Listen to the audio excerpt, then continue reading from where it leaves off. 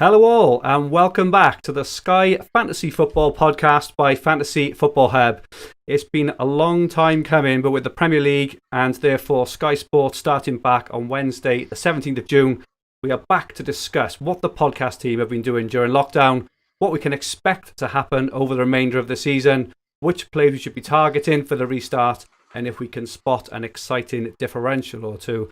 The confessional is back, as is Dan's rants, so we have that to look forward to too. I'm joined as usual by two of the most successful Sky managers in the game. Firstly, Paul McAnulty. Paul, how has lockdown treated you? I think you're on mute, mate. Sorry. How's it going?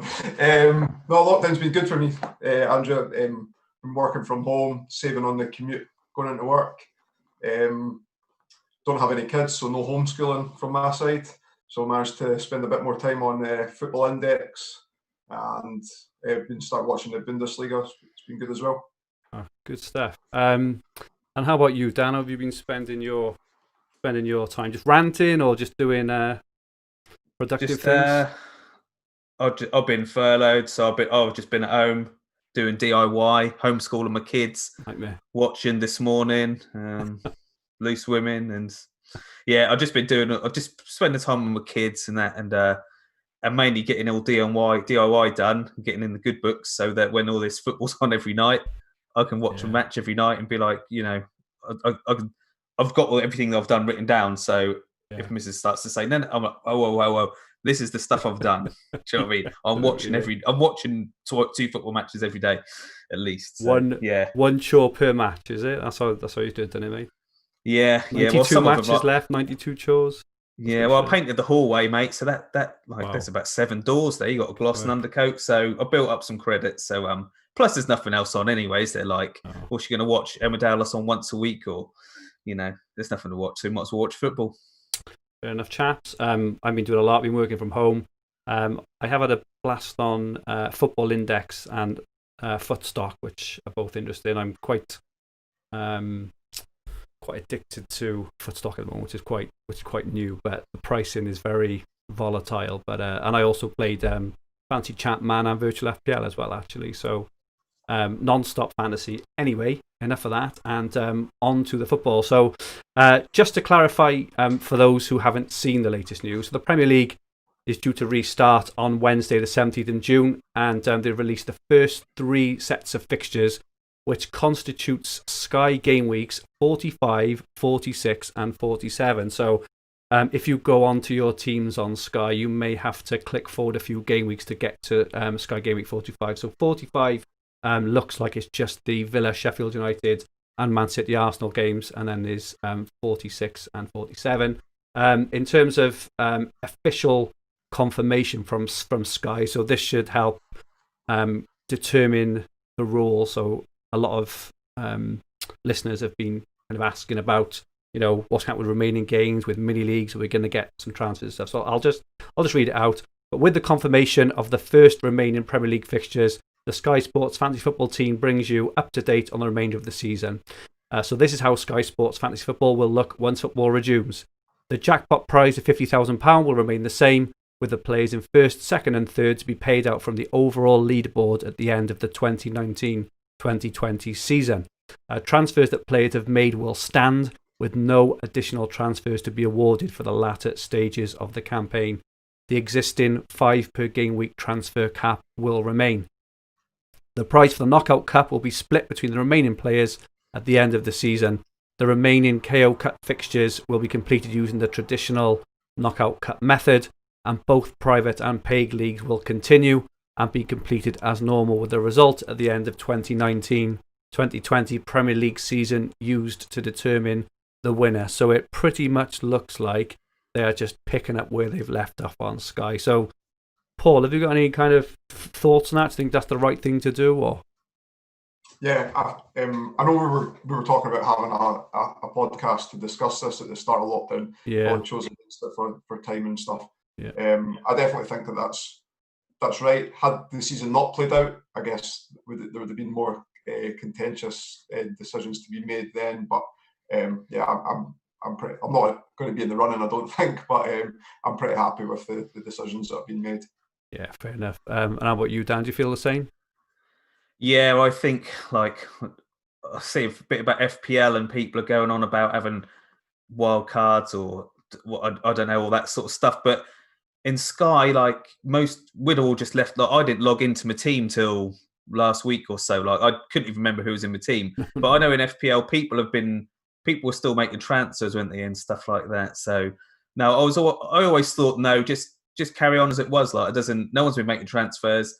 Carry on as you are. There's 50 grand for someone to win. If you're in that top 10 and a bit, I don't know, you got a few transfers and someone hasn't, and then to give them an overhaul that's a bit, they're laughing if they've not got any transfers left. So I think just carry on as it was is the right decision. But then I looked at the team and then I saw that the fixtures that had come up and I could do with an overhaul. Yeah. But no, I think it's right to just carry on as it was. Yeah. The fact that the fixtures are playing roughly in the same order as well as what they were. Yeah. I don't appreciate you can't get the captaincy days for the single days at the same, but at least they kept the same order. So yeah. Yep, completely agree. Okay, so as we are live, everyone, please feel free to join in the chat at any time. Hello, Lee, and hello, PompeyLad96 Pup. Great to have you in the chat, guys. Don't be shy, say hello. Let us know your thoughts on the topics as we chat through the relevant sections. And please feel free to ask some questions for us to answer at the end. If you haven't subscribed to us yet, what are you doing? Press the subscribe button in the bottom right-hand corner of the screen and set the alerts so you don't miss any of our live streams. Okay, so on to our first topic then, and it's basically what are we expecting to happen for the remainder of the season. So this could be, from a football view, a Sky view, anything. So if I just, I'll start with kind of one or two. So, just some really obvious ones, I suppose. I think there's going to be a lot of frustration with our teams. So I think there's going to be a lot of rotation. Obviously, we've heard now that there's going to be 5 subs as well. So you can probably expect, a kind of raft of subs at half time. And probably, I was trying to think, the kind of players who may be subbed off early as well are probably going to be players like strikers, wingers, and fullbacks, I guess. So this has kind of led me to potentially think, is it worth actually going for safe defensive midfielders and centre backs maybe? If you look at players like Laporte and Van Dijk, just as an example, kind of, I know they're expensive, but I would say they're probably nailed for 70, 80 plus minutes for every game. Whereas if you're looking at other positions and stuff, I think we're going to get a lot of frustration there. How about you, Dan? Have you got any kind of thoughts of how the remainder of the season will play out? Yeah, it's going to be a nightmare, isn't it? With the 5 subs, even that first day, I've got Aguero, and I know we don't see the lineup, but I'm just going to captain him and hope that he's going to, even if he starts on the bench, he should come on, shouldn't he, with 5 subs?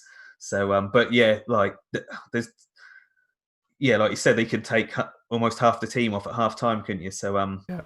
I think it's just going to be a case of muddling through, really, and just seeing what is sort of happening. And God knows, I heard Klopp had said that he's going to sort of treat this end of season as a pre-season, isn't it? Yeah. So as soon as they got the title wrapped up, do you want to have Salah and Mane? And I don't know. It's going to be a real nightmare, but it's going to be the same for all of us. So yeah, it's going to be interesting. Any thoughts, Paul, on what we can expect for the rest of the season? Yeah, the 5 subs one's an interesting point. I've been said at the start of the pod, I've been watching a bit of German football, and what I've noticed more is there's a lot of young players getting the last 5 minutes. Yeah. So hopefully I guess English football's not going to base solely on the way German football's going, but we could see similar patterns where it's just a case of the last 5-10 minutes that it's some of the youth coming in, so there wouldn't be too much rotation. I think from a football view, I think I'm very interested to kind of see some of the youngsters and to see some of the fringe players as well. This is not from a Sky view, but if you think of players who actually might get a fair bit of game time, some quite exciting players who we don't see much of. Players like Martinelli, maybe Greenwood, Iheanacho. I'm a fan of, and I can't see Vardy playing 90 minutes of every game. Even players like Pulisic, Origi. I think from a football view, it's going to be interesting, but it certainly doesn't kind of help with Sky. I've seen some stats from the Bundesliga, which potentially may give us some clues. I think as of last week, I don't think it includes this week's games, but I'm sure I saw there was 22% less home games won in the Bundesliga as per the norm. So I think home advantage could potentially be nulled out, which will be really interesting because a lot of fixture tickers base an advantage on home. So I think that is interesting. And I also saw that in the Bundesliga as well, the lower teams, so the teams in the bottom half, tended to use less subs from that in the top half. So I'm not sure whether that will play out again in the Premier League. But we've only got the Bundesliga to really go on in terms of elite football. So I found those interesting. Another couple of things which I think from a Sky game, I think constant daily engagement. I think whoever's on the ball will win. Like if you've got I say win. I don't mean the whole thing, but if you've got 12, 15 transfers left, if you're actively managing your team every single day, I think you're going to have a massive advantage over players who don't. It's very easy to miss one day. We have times where we miss, a whole weekend. We've got from Monday to Friday to prepare our captains, and we miss the Saturday, for example. So, that constant daily engagement is really going to, it will really pay off. I think some other things I'm looking forward to for the rest of the season as well. I'm looking forward to seeing Man United. I think they're going to be very, very interesting to see how they finish the season off. Their fixtures are the best in the league for the last 9 games. They'll have Pogba back. They've got Rashford back. They've got this fully fit team, and I think Bruno has given them some real impetus. So I think we'll talk in a bit maybe around the kind of players that we're looking at, but those United players, to me, United look a very, very exciting proposition. And I'm also looking at Spurs. I'm quite excited to see Spurs' new signings. We haven't seen a lot yet of Bergwijn, Lo Celso and Gedson as well. Kane will be back, Son will be back. I think Spurs could have a really exciting attack as well. There'll be a lot of rotation, I would guess. But looking at some clues for next season as well, I think that'll be really interesting. And just one last one, it's not kind of massively important, but there are a lot of players that go in out of contract, and a lot of players, you maybe have to think of it being careful in terms of they may not play because if they're not part of the plans for next season, or actually they may be trying to impress their current club for a new contract or a potential suitor even. So there's players like Ryan Fraser, Willian, David Luiz, Adam Lallana even, Pedro, Jordan Ibe, Vertonghen. These are all players who are going, out of contract. So I think there's just an interesting thing there. It could go either way. But and then we've got the thing of there could be more casualties of COVID. There could be more further suspensions and things. But I'm just looking forward to the football. In all honesty, it's going to be a momentous 5 or 6 weeks. So so a lot to look forward to. Hello there, Aaron Alton. Any idea of average transfers left? Not sure, Dan, if you were able to get that, were you? Nah, no idea. I can't even remember what they were last time I saw. I tried looking through Twitter and stuff and emails, but when I was at this locked, I deleted 5,000. When so many years worth of emails, I just deleted everything off, and I just tidied up my phone and everything like that. So everything's gone. So I can't remember, but I think it was, 7 or 8 average when it was something like that for the top 10. That was that would have done you. I think 7 or 8 would have easily done you over this sort of 9 or 10 games. But I think no chance now. I think you're going to need about 15 really to do what you want to do, especially with even with the first 2 weeks, 5 single game days. You're looking at missing some captaincies there, unless you're lucky with who you got in your team. And yeah, I think I've got 7 and I've got Pereira, so that's 6. Do you know what I mean? So, and I think I'm going to struggle getting through this. It's annoying that as well that we've only got the first 2-week fixtures, because at least if you'd had till the end of the season, you could have just done all your transfers now just to cover everything off or whatever for the season. But we've only known the first 2 weeks. It's like, oh, do I make a few moves now, or do I sort of keep what transfers I got for then what other game days coming up ahead? That is all a bit of a nightmare. I've got a prediction as well. I think they'll set out the next batch of fixtures on the 17th, on the same day that the league's bound to start. So everyone will be then panicking to quickly have a look and see what they need doing or whatever sort of thing. On Ian's planner. Yeah, it's going to be annoying, isn't it? But yeah, to 2 weeks. But what can you do? Worked out very, very, very roughly. So if there was 9 game weeks left, if you do, kind of an average of 3 game days per game week left, that would have been 27 game days left.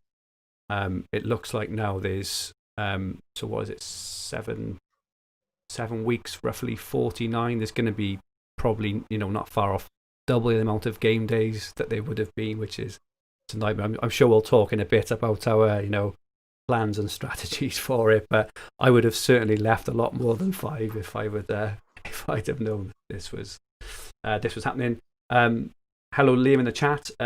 We'll answer your question later, but if you had to pick between Kane and Rashford, who would you pick? Really good question. And hello, FPL Heskebo. Hello, Hornet FPL. And hello, Jonathan Maloney. I think your original question has gone there, Jonathan. But hello, everyone. Thanks for joining us live. Great stuff. Okay, so that's kind of what we're looking forward to. So in terms of players, then, so which players should we be targeting for the restart? So can I come to you first, Paul? You got any players in mind? Yeah. So I've been looking at, I think, to cover some of the captaincy days, and based on the fixtures, like you said earlier on, I'm looking at a Man United player. So I also don't have a City player for the City Burnley game on the Monday night on the first weekend. So I'm going to look to make a double move.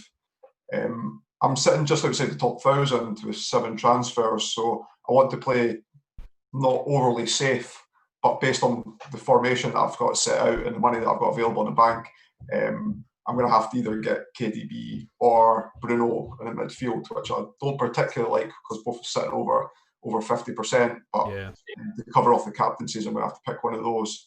And then to counter that, the player from the opposite team will either be Rashford or Jesus, who are both sitting at under 1%.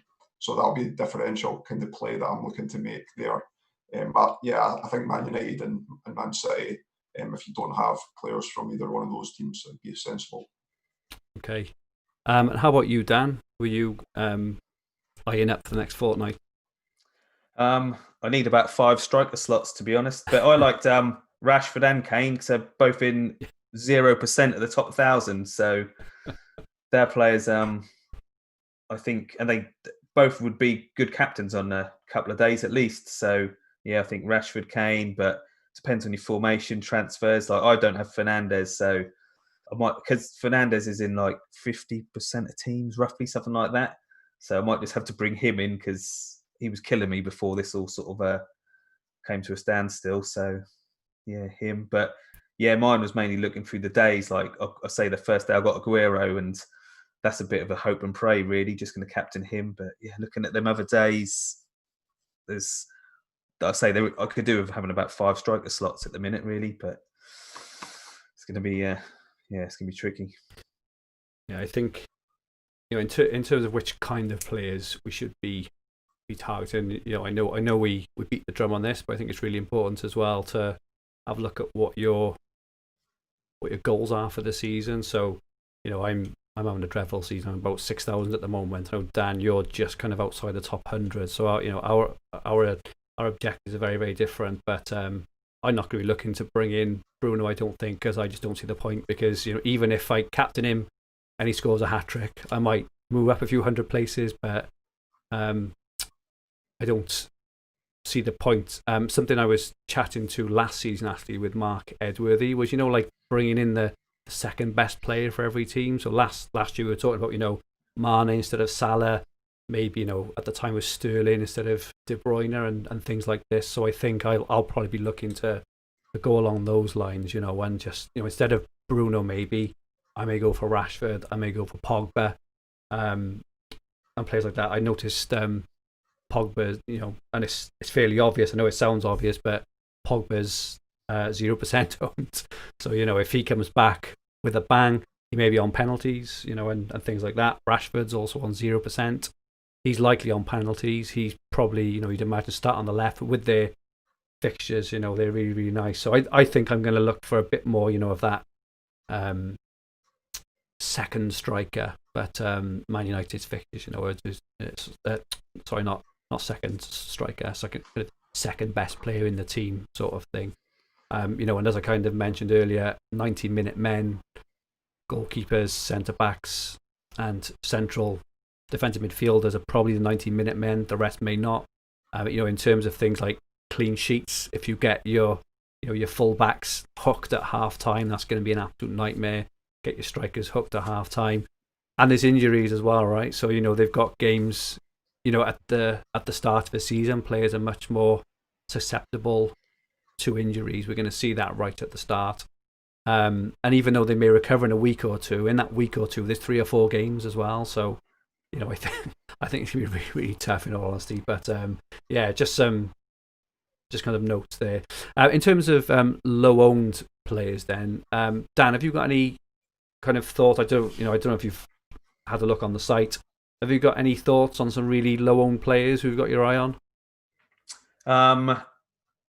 Only like Kane and Rashford, I both saw was 0%. My main thing, like I say, is just looking at the days and what I need to do and trying to work out if I am just going to, I looked at one plan, I could use 5 of my 7 transfers up in this 2 weeks. And then you're thinking, well, actually, that's pretty mad, isn't it? But I don't know, it's a real nightmare. But I think I'll probably just sort of stumble through it sort of thing and wait for the next set of fixtures to come out after that. I think they'll probably be every 2 weeks or something. I'm guessing they're going to come now, but I don't know. But no, the only 2 I spotted was Rashford and Kane, was because beforehand, I took them out and discarded them because they were both going to be out till the end of the season. I think Rashford was. I think there was rumours Kane might be back, but they were just 2 that had gone from your thoughts, and a lot of people don't have them. So they're the only 2 0% ones that I'd thought about. Okay, how about you, Paul? Yeah, just on top of what Dan's already mentioned, Son's only in 4 teams in the top 1,000, and Jesus is only in 9 as well. So look at, you'll get the Man City lineup on the Monday night against Burnley. Appreciate if you were to bring in one of the City strikers, they're not going to play every day, but it might be worth a punt. Yeah. I wrote a bit of a list just for some, if people are looking for different kind of players. So, Wolves were on form and they look, they've got some nice fixtures to the end of the season. So Doherty was 5.5% with has he gone up, Paul? Is he? No, it's my hate towards Doherty. Oh yeah, of course, yeah. Sorry, mate. Sorry, I forgot all that. Yeah, but Doherty's 5.5%. He may be susceptible to rotation, I think, because he plays that really hard, hard press up the line. But he on his day he can absolutely smash anyone. If Wolves play Neto, he's 0% own, which it may be a shout. I think he's really, really cheap as well. In terms of Leicester, you've got Ayoze Perez, who will play a lot of minutes, I think. He's 0.6% owned. If you're looking for a replacement for Pereira, potentially a cheap one, Justin, his replacement is 6 million and he's 0% owned as well. So I think that was one of our questions. But if we think that Pereira is going to be out for the season, which it looks like, his replacement would be Justin. He is cheaper than Pereira. Iheanacho, if Vardy gets injured, Iheanacho is going to play at front. He's 1%. Looking at Chelsea, I'm a really big fan of Abraham. I know just before this ended, he was injured. He was out of form, but I think he's like 8.3 million, 1.5%. He's going to come back with a bang. Werner has signed.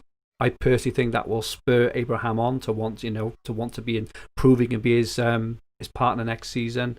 And Pulisic, I really like. He stuffed me up in FPL. and in Sky, because I brought him in when he was on that real streak and he just kind of fell off the cliff. And then he got injured, but he's back fit. He's a really good player. He's 21 years old, I think. And, I'm looking forward to seeing him. If Villa are going to turn a corner, they need to score goals. If they're going to stay up, they need to score goals. Samatta is 0.1%. He may be a shout.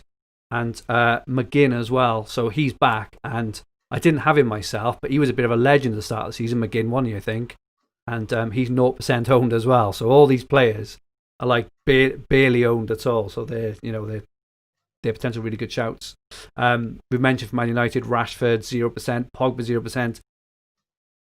Dan James, I think, will get a fair bit of game time, and he was all right for Sky as well. He was 0.3%. Maguire's only 1.9. So, talking of centre backs, Maguire, you would imagine, would play the vast majority of all the games with their good fixtures. Should be tight at the back, 1.9%. I think that's really good. Wan-Bissaka is 2%. And also Norwich. So if they're going to stay up, Pukki needs to score. He's 1.2% owned as well. And lastly, Southampton turned a corner just for the kind of breakup. And last year, Redmond finished the season off really well. I think he scored 2 or 3 goals in the last 5 or 6 games. He's 0% owned. And very, very lastly, is good old Patrick Van Aanholt for Palace. His last 3 games, he's got 17 points, 9 points, and 7 points. And he always finishes the season off like an absolute train as well. He normally scores a couple of goals in the last 8 or 9 games, and he's only 0.3% owned as well. So for those looking for kind of different sorts of options, I think there's, and I've just had a skim over there. If you really want to have a look down in there, there are a lot of players under 1% owned who could really turn the season on its head. And because of this, I think we'll see fairly big swings in terms of, overall ranks in mini leagues as well. Because those who've got a lot of transfers left can afford to play around. I've got 5 left, right? So I'm not going to be bringing in Samatta and Pukki. Whereas if I had 15 left, and I can spot a run of a couple of games, I'd be really tempted to. So, but yeah. There's some kind of options there. So in terms of questions from the community, we had a lot in actually. So fasten your seatbelts, gents, because we had a lot in this week. First, Paul at Sky Player and FPL. We may not be able to answer all these, obviously. We could just kind of answer what we know. But at Sky Player and FPL, do we know how much notice we'll get for the next batch of fixtures and how it will affect your planning strategy? So I don't think we know how much notice we'll get for the fixtures. Dan, in terms of how it'll affect your planning strategy, are you kind of, are you going to hold off until you see the next batch, or have you got any thoughts? Well, yeah. So I said I've only got 7 transfers left. So Pereira's got to come straight out. He's done. So 6. Yeah. So yeah, no. Over this 2 weeks, I might make 3. Do you know what I mean? I might risk it a bit. Yeah, I might make 3. And do you know what I mean? But then that still leaves me 6 rounds of games after that. But I need captains, and I like some of the ones like Vardy's got a couple of good games. I've got Ings already. There's players I need to bring in a United player as well because I don't have any. So Kane, and I could do with Spurs as well. So I'm going to have to make moves to get the captains that I want, and then just hope for the best after that. But I think it'll be something like every 2 weeks now. I was pretty pissed off it wasn't a full list, but yeah, I imagine that'll be around the 17th of June. I can imagine on that day they'll then release the next batch, and then we'll be rushing around trying to think, like Everton have got a single game day, going to need an Everton player, and you're going to have to think quick on your feet, sort of thing. But yeah, no idea on it, but. I think we might have to get Ian's planner on screen and kind of run through it with everyone, because it's going to be quite tough to navigate through all those, I think, in it. So, Paul, the next one for you. This is off Marlon Kira Mal. Liverpool block transferred out after they win the title, so he's got a Liverpool block. We're going to look to transfer him out after they win the title, then spreading transfers across as many teams as possible. Is that the best strategy? Because we're going to see 1 match team news per week. Or shall we go with strongest teams by fixture? What are your thoughts on that, Paul? Yeah, it's something I'm already taking into consideration when I do the 2 moves for the Man United and the Man City player, about making sure that I'm diversifying the teams that I'm taking out of. So I'm thinking of losing a Liverpool one of my Liverpool defenders, because they're valued so high. It's a good buffer for when making the transfers in. So I definitely think that there's going to be a lot of rotation from Liverpool. So definitely diversify, and even if it's not the fixtures that you can see in front of you, still by picking low-owned players like some of those differentials that we've discussed, which might help out on the next batch on single game days, and preempting that, get one step ahead. I think it's definitely a viable option. Sure, it's a good shout. Thank you. Liam in the chat has put, if Sterling or Mahrez get injured, Sane could be a big differential. That's a really good point as well. I'm not sure how much he is, but he is he's lightning when he's on form. Laporte was someone I was thinking of as well. He's 0% owned. Yeah, definitely. There's like, I don't think I've ever, obviously these are kind of unprecedented circumstances, but I don't think I've ever seen an opportunity where all these real players who probably make your starting 11, right? So the players we're talking about, Kane, Rashford, Pogba, Doherty, Laporte, they're all 0% owned. It's absolutely bizarre, and this is why I think we'll see these swings. So next question was off at Glenroy163, Dan. Looking at the opening fixtures, which team or teams would you say you must have a player from? So those opening 4 fixtures there. So Villa, Sheffield United, City and Arsenal. Just that first day? Oh. Well, he says looking at the opening fixtures. I'm assuming he means the opening. Well, just no. That. I reckon he means 2 weeks, right? Okay, go on. And I think you're going to need a Man City, because they've got that Monday night against Burnley. Yes. So Man City, Manchester United, Wolves, or you could have a Villa, but I think you're going to need Wolves later on, because they've got, Wolves play Villa on a single game day. Wolves play, who else have they got? Bournemouth at home. Bournemouth is a good one. They got West Ham away. Like, I'll probably have Jimenez captain West Ham away, I think, if I don't go for Vardy. Yeah. So yeah, Man City, Man U, Wolves, and then Southampton or Watford, because they play each other. I think again I've got Ings, and I think he'll be a good. Like, they play Norwich on the first Saturday or the 19th. I think it's a Friday, is it? But yeah, so I think even Southampton. Crystal Palace play Burnley. Like, do you want to have one of them players? If you don't already, are you going to skip it? And then, there's then Brighton, Manchester United. And then I think you could even do with having an Arsenal player, Aubameyang, a Leicester player. I think you're going to need as well for that 20th. Like, Man U, Man City, Wolves, Southampton, Arsenal, Leicester. Do you know what I mean? Spurs, even if you want Kane in. Yeah. There's, I think there's a lot of teams need covering in that first 2 weeks. So, if you've got 10 plus transfers, you're going to be okay. If you had to pick 3 teams, Dan, so if you had to pick 3 teams you had to have a player from, who would the 3 be? Wolves. Yeah. Wolves. Man City. Yeah. And I think United. Okay. How about you, Paul? Have you got anything to add on there? Did you agree? Or? Just in case you asked me the question, I'd already written down an answer, and that was the 3 that I had written down as well. So magic. So Man United, Man City, and Wolves. Then they're our answers, and and depending on your rank, you can either play it safe, with players like Fernandes, De Bruyne, and Jimenez, I suppose, or maybe go a bit rogue if you want to try and chase some points there. So yeah, a load of options there.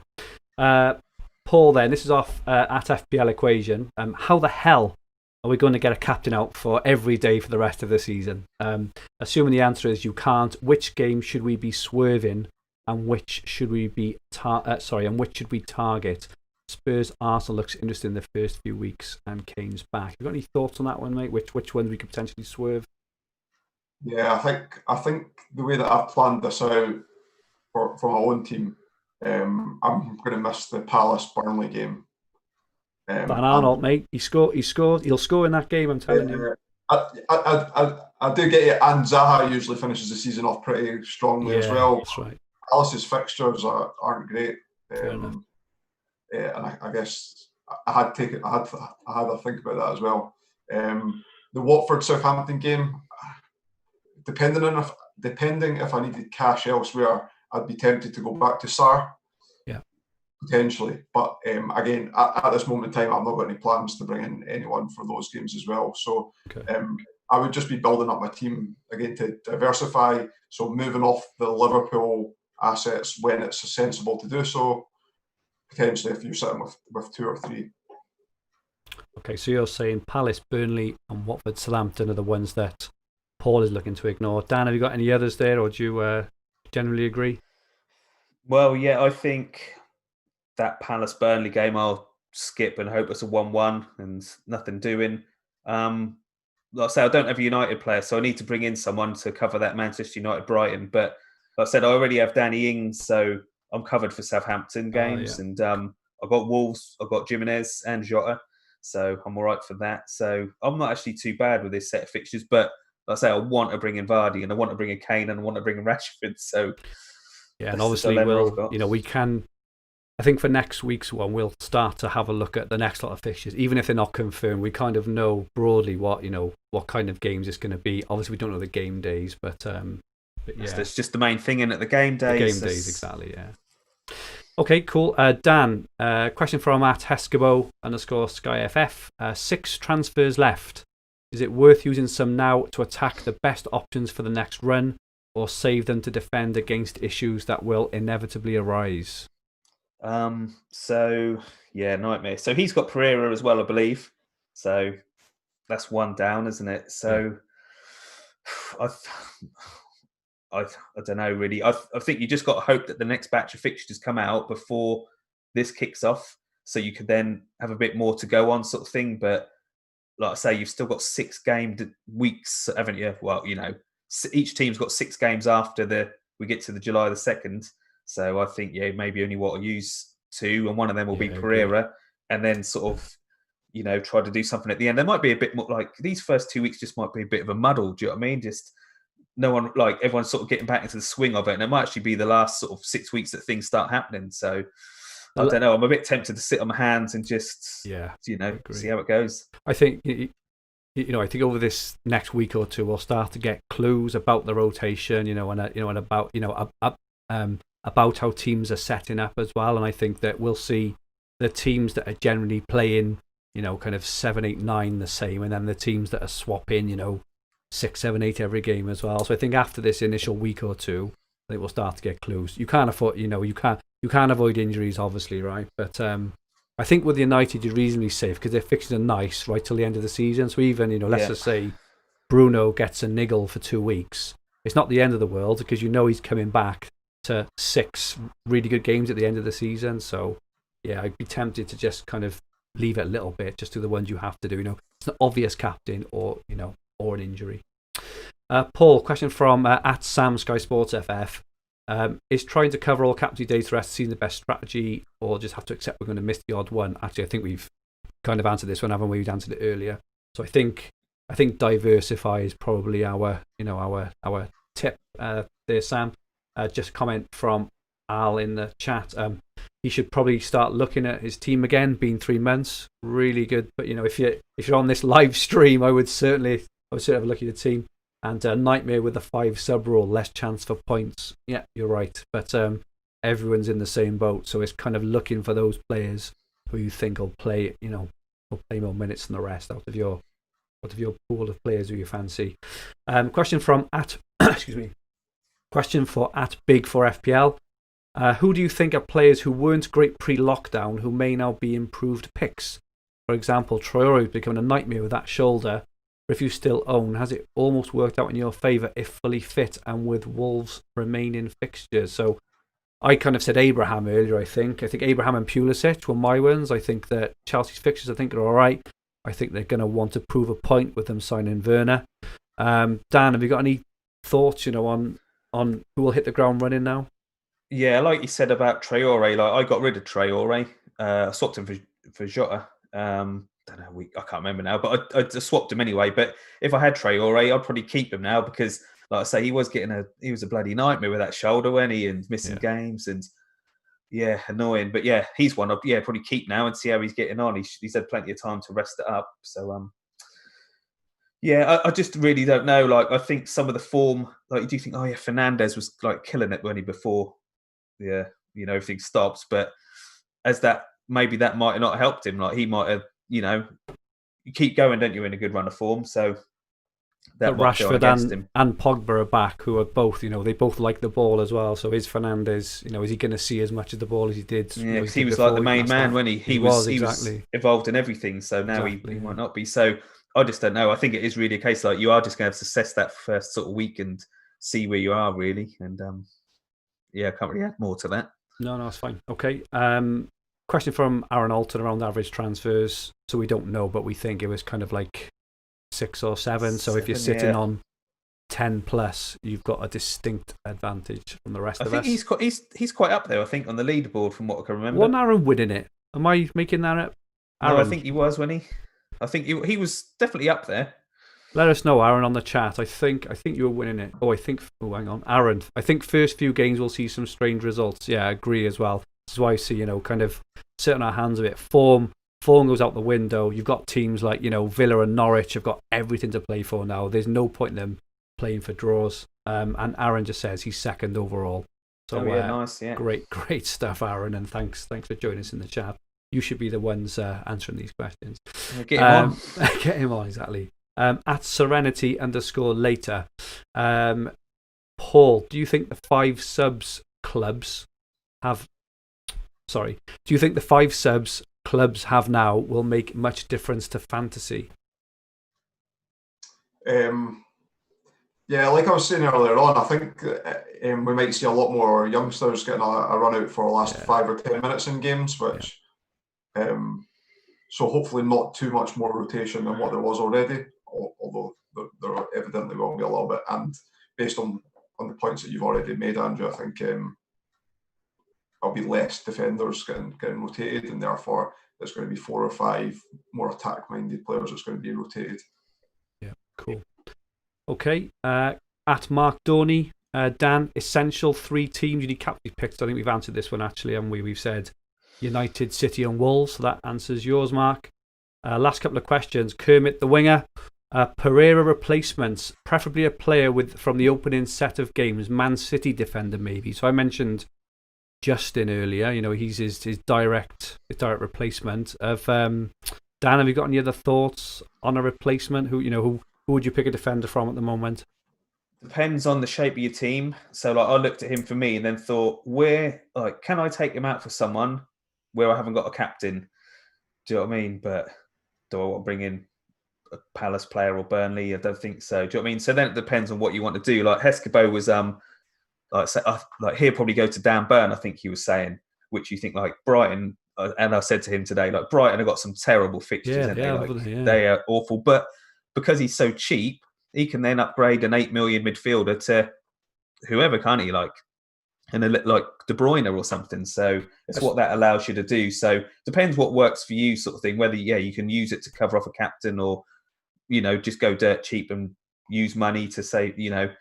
Just depends what you want to do, really. Like you said, Laporte as well. Like if you need someone from Man City, like he'll do. But yeah, it's really what your team needs and what you can do with that money. So that's what I'd factor in. I'd personally either say a real cheapie, because what you don't want to do is go for, say you go for Doherty, right? I know I mentioned him earlier, but if Doherty misses every other game, and concedes in 1 or 2 out of the 3 or 4 he plays, he's worthless. And when you're spending all that money, you may as well just go for someone like Burn, who may just get the odd fluke clean sheet. And if Burn doesn't start, then you're not missing out anyway. I think if I was going for nailed defenders, I'd be looking at centre backs personally. Paul, I did even think, sorry mate, I did even think Pereira. I thought I might just leave him in, but then I think that's a bit mad with that many games to go. Do you know what I mean? Because if you just bring in someone who's 2 points, even if someone's getting 2 points a game for you, do you know what I mean? That's your sort of 20 points, isn't it? And they'll get more than just 2. Even if you bring in Dan Burn, he'll probably get about 20 points when you'd think towards the end of the season. So yeah, you can't leave someone in for that long. Well, if you've only got 3 transfers, then you might have to, sort of thing. But yeah, let's see what your team needs and what you can do with that move. Reece James could be a shout. Who, sorry? Oh, Reece James. Excellent. Excellent shout there, mate. Young, rearing to go. And and he's cheap, isn't he? He's very attacking and he's cheap. So yeah, that's a really good shout there, mate. More of a statement, I think, than a question from Hornet FPL, but thinking that strikers like Pookie, Deeney, Sarr, Wilson, and strikers from other clubs fighting for survival may outweigh picks from mid-table clubs and even Liverpool, where rotation will surely come into play. Perhaps good for chasing tactics in mini leagues too. Yeah, so I completely agree, Hornet. I think we kind of mentioned this earlier on, but I completely agree. And all these are very, very low owned. I chuck Samatta in there as well. I think Wesley's out for the season, so Samatta 0.1%. Villa have got to score goals to stay up. They're going to go for it, So yeah, I completely agree with you there, Hornet. Last couple of questions then. A question from Matthew Seward. How aggressive do you plan to be with 2-for-1s, 3-for-1s when we now have many more captain days than we expect? I think we've kind of answered this, Matthew, as it was said, sit in the hands for a couple of game weeks, see how it plays out. I don't think any of us are going to be very aggressive at the start. We don't know what's going to happen in terms of substitutes, in terms of form, in terms of who's going to start even. So I'd sit in the hands for a week or two, wait for this next batch, and by then we should have a little bit more of a feel. I think if you've got like 12 or 15 subs, you can maybe attack one, use a couple of subs to attack. But I think if you're kind of any less than 10, I'd be a bit a little bit more reserved.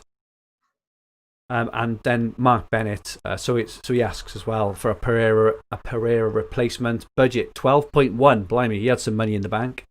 So 12.1, you can basically afford nearly anyone in the game. Cover captain options from other teams, Richarlison, Aubameyang, or players such as Aguero, Sterling, or Rashford for higher point ceiling. So Dan, if you had 12.1 million to spend now, who'd be your number one pick for captaincy games? I do like Rashford.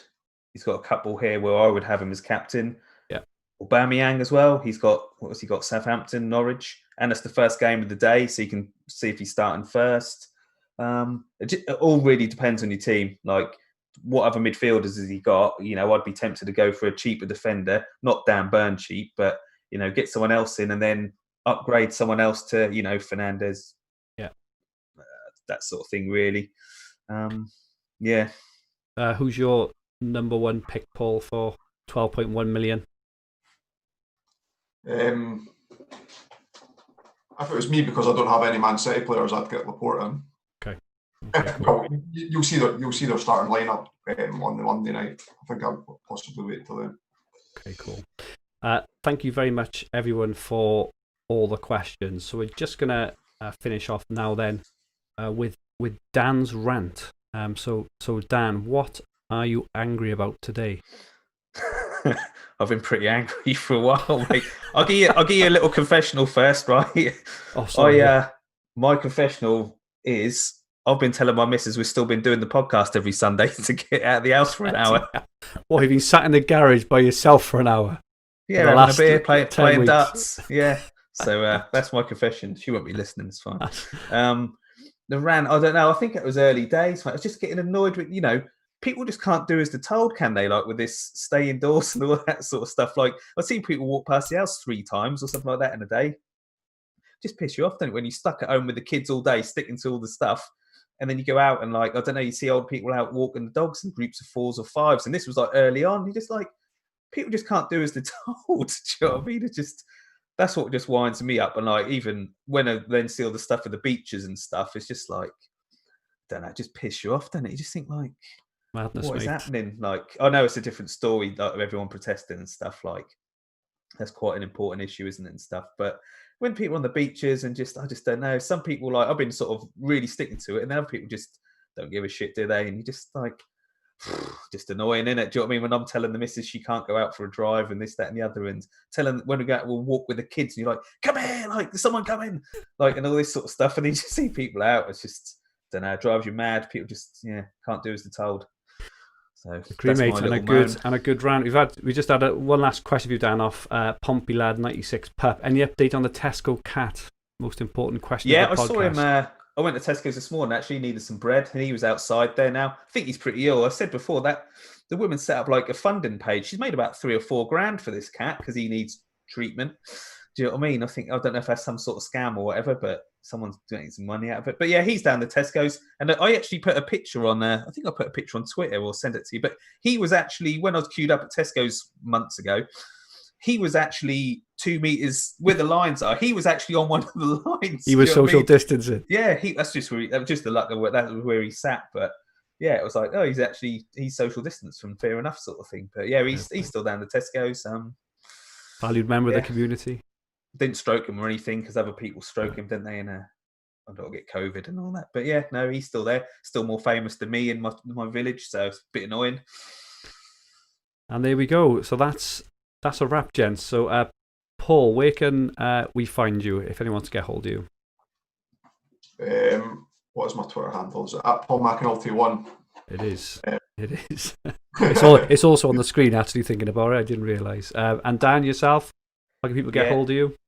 Dan Cox 82 on Twitter. Find me on there. I'll anything.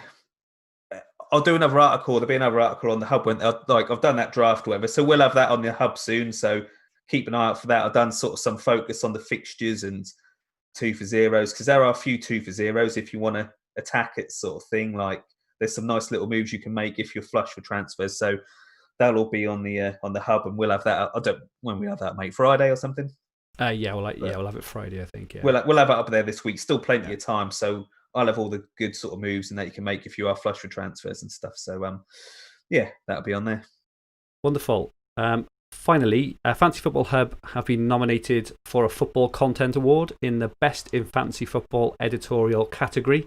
If you wish to support us and vote for YouTube viewers, the link is in the description below.